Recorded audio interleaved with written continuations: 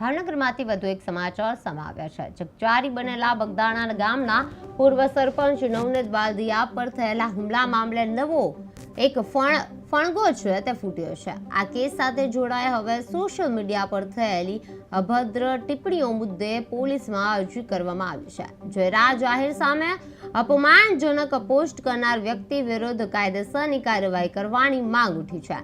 માયાભાઈ આહિરના દીકરા ભરત આહિરે એસપી કચેરી રેન્જ આઈજી કચેરી તેમજ ડાઠા પોલીસ સ્ટેશન ખાતે લેખિત અરજી આપી છે। અરજીમાં સોશિયલ મીડિયા પર જયરાજ આહિર સામે કરવામાં આવેલી અભદ્ર ટિપ્પણીઓનો ઉલ્લેખ કરી અને કડક પગલાં લેવા માંગ કરવામાં આવી છે। હાલ પોલીસ દ્વારા અરજીના આધારે પ્રાથમિક તપાસ હાથ ધરવામાં આવી રહી છે।